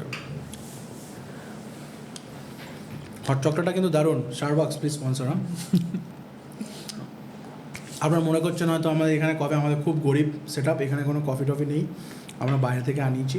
এটা স্টারবাক্সও নয়, এটা বাড়ির মাইলো, কোনো টাকা নেই, প্লিজ স্পন্সর সামওয়ান, ঠিক আছে? তো আমি সেটাই বলছি। তো তোর এখন কি কাজ আসছে এই মুহূর্তে? ওই এসকের যেগুলো আমার 31শে জানুয়ারি রিলিজ আছে এসকের। তুই তো আমার কোনো প্রেমিয়ার ডাকিস না কেন বলতো? আমি তো প্রডিউসার নই, যেদিন প্রডিউস করবো সেদিন ডাকবো। না, তুই অ্যাক্টর হিসেবে তো রাখতেই পারিস। না, একটা হিসেবে ডেফিনেটলি ডাকবো। আমার আগের ছবি প্রিমিয়ার হয়নি, সেটা তুমিও জানো। তুই তো আমায় কিফেও ডাকলি না, কারণ এই ছবিটা প্রিমিয়ারে আমি তোমাকে ডাকবো। ও এটা এখন আজকে এসে বললি ওটা 28 তারিখ না কবে বেরোবে? না, সেটা ডাকবো কারণ চিফে তুই যে এত বড় প্রাইজ জিতলি, আমাদের ডিওপি আমাদের by the way shout out to Arnab Laha, যে এই পুরো সেটআপটা শুট করছে। প্রোডিউসার পডকাস্ট, আমি তো oh my god, the producer of this podcast. কোথায় আছো? He is the DOP for our film Dhrubor Ashchorjo Jibon, যেটা 28 ফেব্রুয়ারিতে আসছে। 31 jan যদি এমন হতো। এসকের ডিরেক্ট করেছে Robin Nambiar, very interesting film. আমি আছি, শন আছে, শন ব্যানার্জি, দিতিপ্রিয়া আছে, Shantilal Mukherjee, Shataf Figar. So it's a quite interesting cast. It's triangle love story but with a difference. এপ্রিলে আমার দুটো ছবি আসছে। কোন দুটো? একটা অংশুমান প্রত্যুষের অন্নপূর্ণা, ওটাও এসকে মুভিজের শুট করা।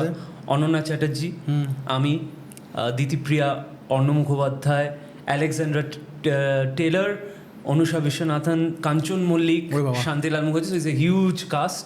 কাঞ্চন da please come to the podcast. Kanchan da এখন বোধহয় সংসার নিয়ে খুব ব্যস্ত। আচ্ছা। আর তার সাথে এপ্রিলে একটা খুবই ইন্টারেস্টিং ছবি আছে, যেটা নিয়ে আমি সব জায়গায় কথা বলছি। এই ছবিটার নাম হচ্ছে গোপনে মদ ছাড়ান। এই ছবিটা কোথায়, সেটা কি হলো ছবিটা? এই যে এপ্রিলে রিলিজ হবে, তথাগত মুখার্জি পরিচালনায় প্রথম সিঙ্গেল শট বাংলা ছবি, এবং ইন্ডিয়াতেও এখনো অবধি সিঙ্গেল শট কোনো ছবি হয়নি। 2 ঘন্টার একটা সিঙ্গেল শট বাংলা ছবি, এবং আমার মনে হয় এই ছবিটা একটা কাল্ট হয়ে থেকে যাবে। এই ছবিটা একটা মাইলস্টোন হয়ে থেকে যাবে। আমি জানি না দর্শক কতটা নিতে পারবেন, কিন্তু আমি বলছি এই ছবিটা না ফুল টু এন্টারটেনমেন্ট আছে, ফুল টু এন্টারটেনমেন্ট। মানে যারা তো ও আচ্ছা সিঙ্গেল শট এইসব কী সব বলছে বাবা, এসব তো নিশ্চয়ই ভারী ভারী ব্যাপার, আট ছবি আট বই এইসব না। একদম 3টে উত্তর কলকাতার কেওড়া ছেলে রাত্রিবেলা মদ খেতে বসে, মদ শেষ হয়ে গেছে, ব্ল্যাকে মদ কিনতে বেরোবে, এই নিয়ে গল্পগুরু। এর থেকে বেশি এন্টারটেনমেন্ট আর কী হতে পারে? এবং সেখানে প্রচুর কেওড়ামি আছে, মানে এরকম বাংলা সিনেমায় আমি বলছি। তো তদাদের সাথে একটা পডকাস্ট করে তো এটা নিয়ে কথা বলতে হবে। এটা নিশ্চয়ই ডেফিনেটলি সেখানে মদ রাখতে হবে পডকাস্টে। মদ রাখলে কিন্তু বাড়ি থেকে বার করে দেবে আমাকে, যদি কেউ স্পন্সর করে আর কি। আমার একটা কথা বল, তুই শ্রীকান্ত করলি, হাউ ওয়াজ দ্যাট এক্সপিরিয়েন্স? পন্ডিচেরিতে shoot, all that. I think Srikanto is very special to me because of the shoot, especially হইচই এবং অ্যাক্রোপলিসের সাথে কাজ করা একটা দারুণ অভিজ্ঞতা। সানিদার সাথে কাজ করা, এত কমফোর্টেবল একটা টিম এবং এত কোঅপারেটিভ একটা টিম, দারুণ এনজয়। আমার একটাই চিন্তা ছিল যে সোহিনীকে চুম খেতে হবে, কারণ তার আগেই আমরা একটা নাটকে মা ছেলের পাঠ করতাম আর কি, ও দ্রৌপদী করতাম, আমি আরে অভিমন্যু সেসব করতাম। ঠিক আছে, ওটা একটা কোনো তো অসুবিধা নেই। আমরা খুবই হাসতাম, বাট লাভলি কো অ্যাক্টার্স, মানে Sohini, Madhumita, Srima, all of them, lovely co-actors to work with, lovely team to work with, and Srikanto has given me the fame, the recognition. আজকে আমি যেখানেই যাই না কেন, সেটা আমি বলছি যে মফস্বল হোক, গ্রাম হোক বা শহরের কোনো জায়গায় হোক, মানুষ হয়তো অনেকে আমার নাম জানে না, যে আচ্ছা এই ছেলেটার নাম ঋষভ, অনেকে জানে না। সবাই দেখে, আজকেই হয়েছে যে আমি আইটিসিতে আই হ্যাড আ ইনভিটেশন, একটা লাঞ্চে গেছিলাম, তো সেখানে আমি খাচ্ছি, একটি মেয়ে ওখানে যিনি সার্ভিস করে সে এসে বললো যে আপনি শ্রীকান্ত না? না, তোমার কাছে মেয়েরাই আসে সেটা আমরা জানি, এটা কোনো অসুবিধা নেই।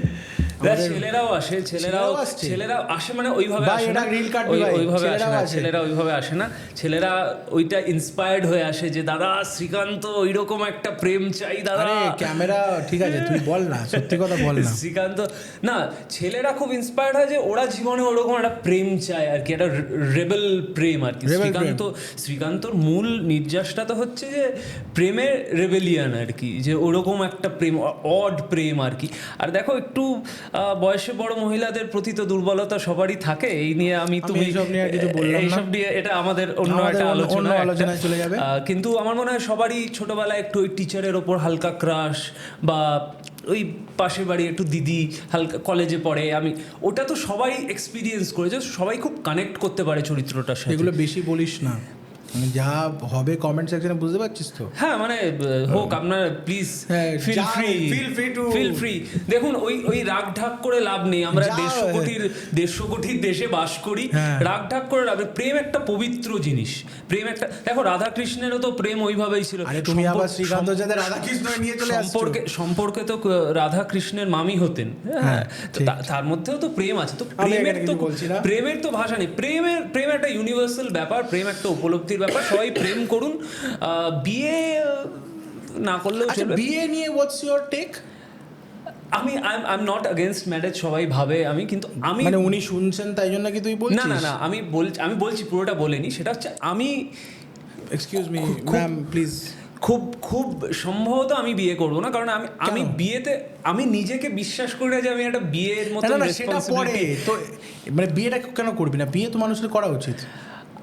আমার মনে হয় যে না, ঠিক আছে, আমি একসাথে থাকতে পারি, কিন্তু ওই যে বিয়ে করলেই কি হয়, বিয়ে করলেই ফ্যামিলি, বন্ধুবান্ধব, এই সেই, হ্যাঁ, অনেক কিছু ইনভলভড হয়ে যায়, এবং বিয়ে করলেই না একটা রেসপন্সিবিলিটি চলে আসে। তো তুমি কি রেসপন্সিবিলিটি সারা জীবন কাটাতে চাইছো?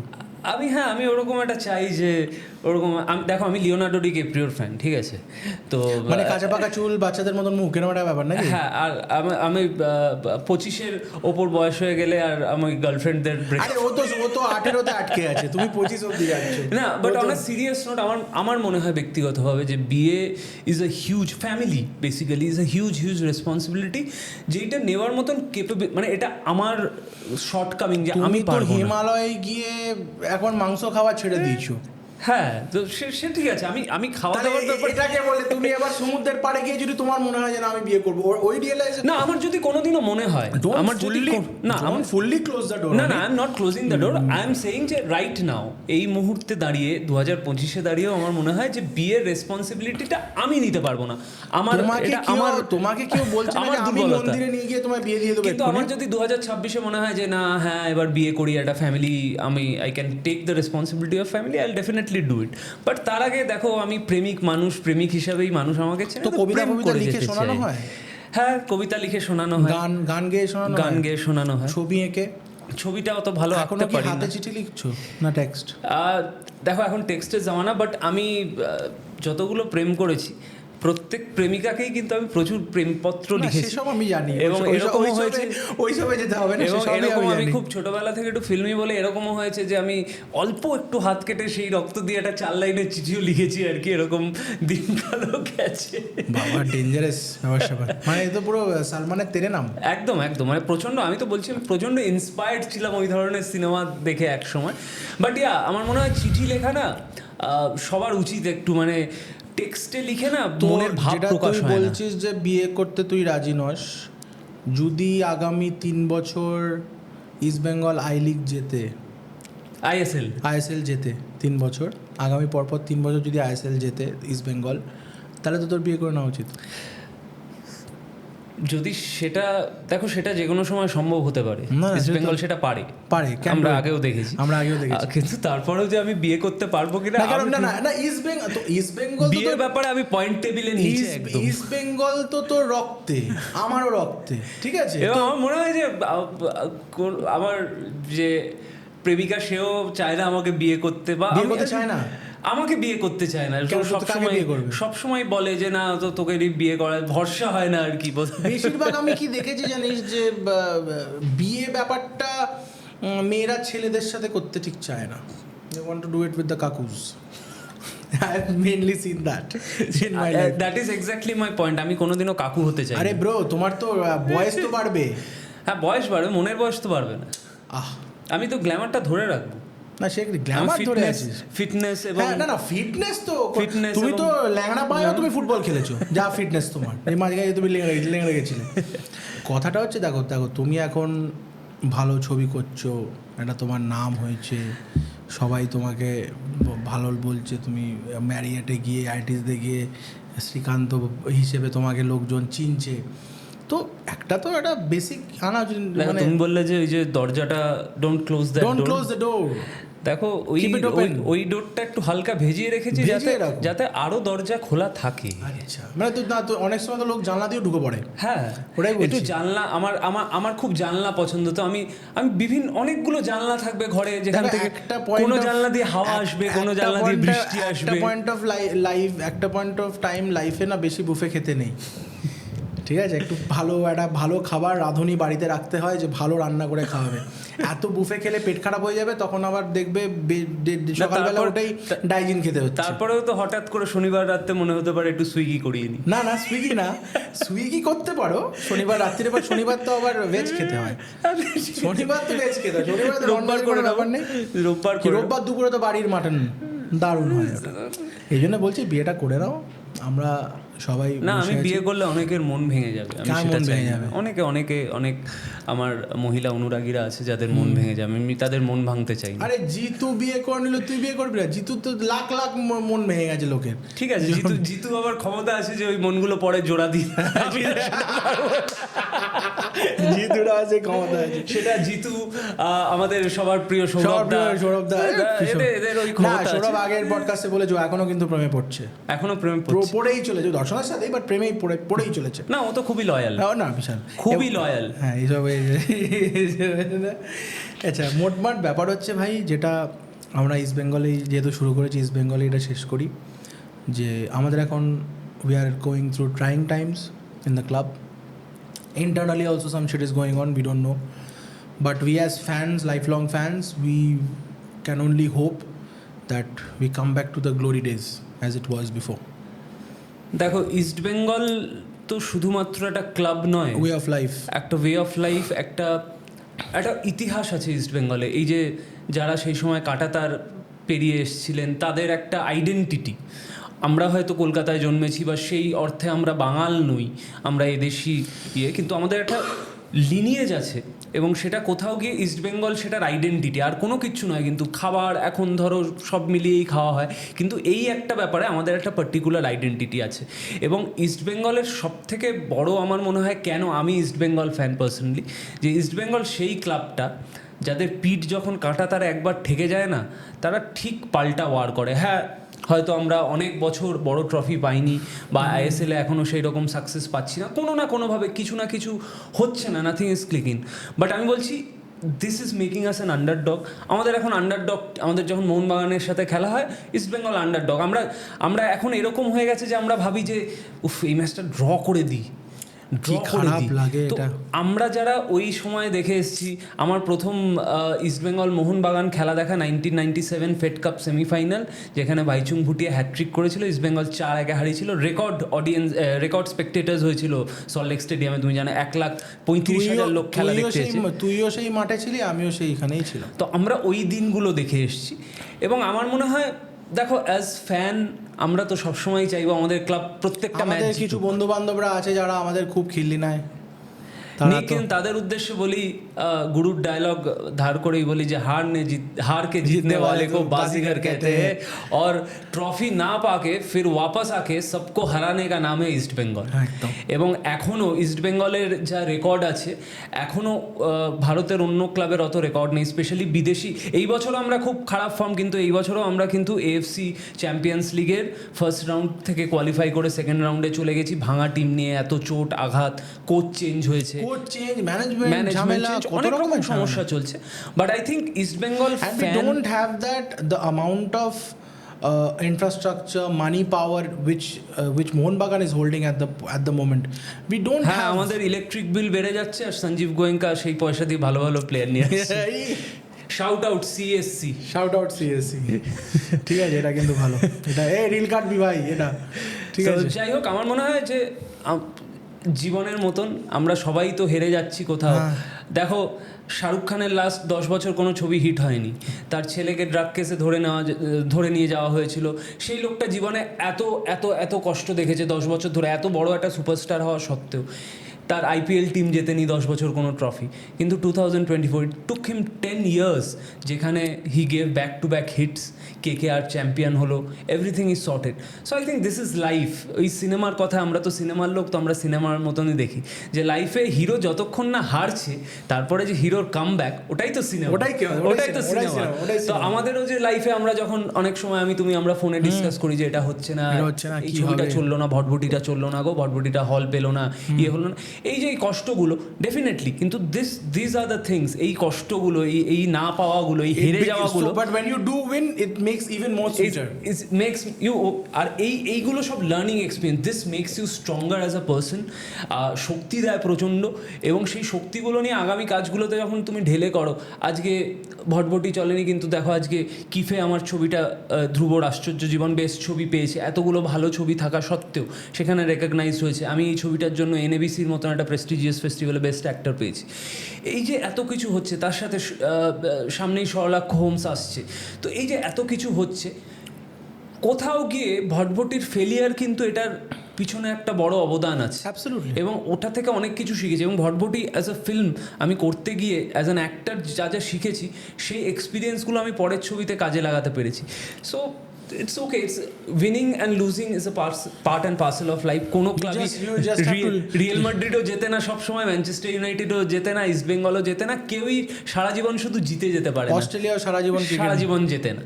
তো যখন আমার মনে হয় আমি সবসময় আন্ডারডগে বিশ্বাসী, তো আমি নিজেকেও আন্ডারডগ হিসেবেই দেখি সবসময়। তো আন্ডারডগ যখন জিতে যায়, একটা হেরে যাওয়া মানুষ যখন জিতে যায়, কালেক্টিভলি আমরা সবাই জিতি, তখন কালেক্টিভলি মানুষ জেতে যখন আন্ডারডগ। তাই জন্যই স্টেডিয়ামে হোক, সিনেমা হলে হোক, সিটি, হাততালি, পয়সা ছোড়া, চিৎকার, আন্ডারডগ জিতলে সবথেকে বেশি। তো এটা বলে to all the underdogs, keep grinding, এটা বলেই পডকাস্ট শেষ করছি। Thanks for coming brother, thanks for coming, awesome podcast today.